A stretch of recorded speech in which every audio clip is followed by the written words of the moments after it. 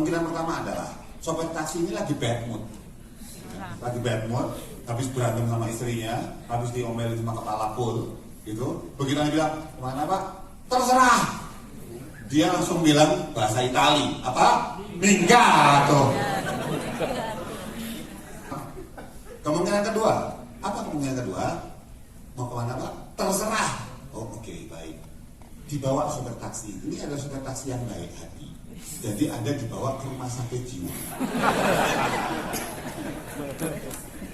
Ya, mau kemana Pak? Terserah. Oke, baik Pak. Dibawa keliling, muter-muter, aku udah 100.000, sudah Pak. Ini sopir taksi yang tahu kenapa dia jadi sopir taksi. Oke? Banyak banget orang di luar sana yang kau ditanya, mau apa Mas? Gak tahu. Ya dia kita mengalir aja bersama air. Pantas kan kebanjiran terus kemana? Yang terjadi apa? Kalau ada orang di luar sana, ya, nggak tahu dia mau kemana, bahkan tidak bisa mendefinisikan arah kemana dia bergerak, maka respon semesta kan sama seperti sopir taksi. Entah kemudian ditendang ke sana, tendang ke sini, tendang ke situ, tendang. Setelah sekian tahun, 10 tahun berlalu, dia akan mikir, kok masih di sini-sini aja deh gue ya. Kira-kira orang di luar sana ada nggak yang kayak gitu? Ya, saya nggak tahu di sini kayaknya orang baik, orang hebat semuanya gitu ya. Kayaknya nggak ada. Atau yang kedua, ya, Anda diantarin sama orang baik, tapi tidak pernah ke tujuan Anda gitu loh. Ya. Tempat-tempat yang baik-baik, ya Mas saya bersyukur sih Mas, saya banyak orang baik dalam hidup saya dibawa ke sini, saya diajarin ini, tapi kenapa saya nggak bisa sampai situ ya? Ya gimana sampai lu tahu aja kagak di situ? Katanya mana? Atau yang ketiga yang paling parah, apa? Dimanfaatin orang. Ada nggak kira-kira orang di luar sana yang hidupnya rasanya kok saya dimanfaatin orang terus ya? Ada nggak? Bisa jadi orang tersebut, ya, Anda nggak ada kayak gitu saya rasa, ya, yang sebetulnya dia nggak tahu pasti kehidupannya apa. Kalau ditanya, Mas mau dia pokoknya sukses dunia akhirat lah Mas. Omongannya sapu jagat gitu semuanya. Di pack up gue. Saya nggak melarang Anda ingin sukses dunia akhirat, nggak ada larangan buat itu. Tapi sayangnya sukses itu kan ada hal yang spesifik. Menurut Ibu, misalnya sukses punya rekening 10 miliar di tabungan, misalnya. Menurut Bapak misalnya punya rekening 100 miliar, ya, dan bentuk deposito.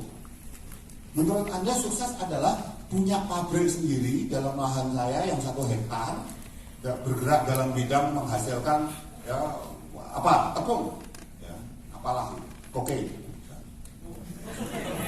Loh, kalau Anda anggap itu sukses, jadilah sukses Anda di situ, gitu kan? Masalah ditangkap polisi itu kan konsekuensi. Ya, punya ladang Pak, ganja. Anggota LGN loh ya, legalisasi ganja nasional. Ya. Tapi apapun itu, kita perlu spesifik. Dan tahu nggak yang membuat hal spesifik ini dapat apa? Yang tadi malam saya bilang, kalau Anda punya cukup emosi yang mendasari, apa yang baik? Kalau misalnya, apa ya? Kayaknya saya ingin sukses Mas. Suksesnya gimana? Tanya sama dia, sukses seperti apa? Sukses, ya pokoknya bahagia. Bahagia seperti apa? Ya. Terus ada juga yang meletakkan suksesnya pada suksesnya orang lain. Pak, saya bahagia kalau anak saya bahagia. Tahu nggak? Saya menyebut itu mental block menuju jurang depresi. Tahu kenapa? Karena Anda nggak akan pernah bisa menjamin kebahagiaan orang lain. Di sini yang sudah punya anak angkat tangan. Oke, terima kasih. Yang pingin anaknya bahagia, angkat tangan. Nggak apa-apa pingin anaknya bahagia. Yang merasa bahwa Anda baru bisa bahagia setelah anaknya bahagia, angkat tangan. Mental block depresi. Kenapa? Gini, mungkin kata-kata saya kejam. Oke, saya minta izin dulu. Teman-teman mau kalau saya ngomong langsung my bad ya dari pagi kalau ngomong langsung cep. Mulai sekarang Anda mau saya ngomong langsung direct to the point, atau belok-belok dulu kayak orang ini. To the point. Tapi nggak enak loh ya. Nggak apa-apa, nggak apa-apa. Tapi nggak enak ya. Beberapa dari Anda udah ngerasa cep gitu loh. Ya.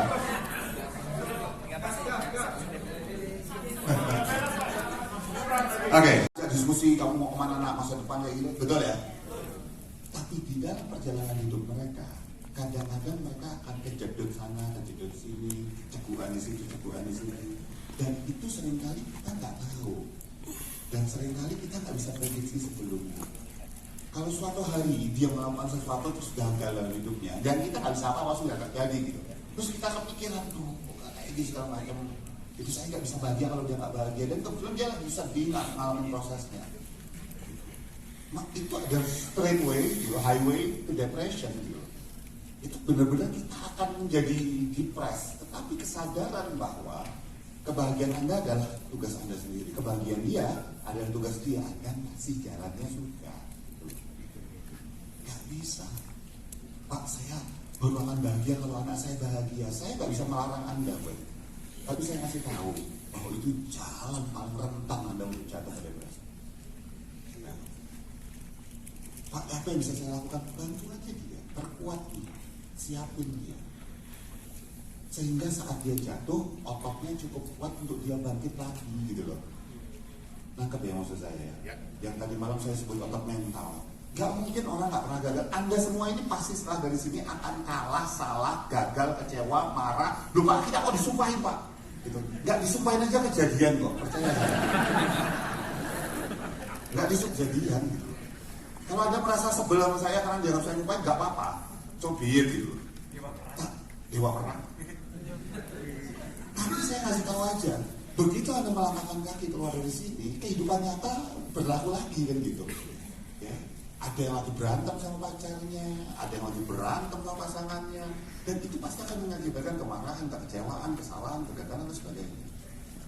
Tapi kalau kita di sini belajar sebaik mungkin untuk memperkuat otot mental kita, untuk meringankan ransel kita, untuk memampukan diri kita lompat lebih tinggi, berlari lebih cepat dan meraih lebih banyak, maka begitu kita keluar, masalah-masalah itu jadi lebih kecil daripada sebelumnya gitu loh.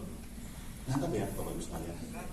Dan untuk itu proses pertama pada sebelum makan siang ini adalah satu, Anda perlu punya sebuah tujuan yang jelas. Ya, dan tujuan itu Anda harus bersedia share ke orang lain tanpa memperbesar kemaluan Anda. Maksudnya gimana Mas? Begitu kadang-kadang ada nggak orang di luar sana yang malu cerita, Mas saya agak malu cerita, jangan-jangan nanti saya bilang sombong Mas, kan belum kejadian. Ada nggak kayak gitu? Ada orang bilang, Mas malu Mas kan belum kejadian, belum cerita, kalau nggak kejadian gimana? That's the point guys, teman-teman semua. Ketika Anda bercerita sama orang dengan pede dan kemudian Anda saat itu juga merisikokan Anda malu, Anda sedih, Anda marah kalau suatu hari itu nggak kejadian.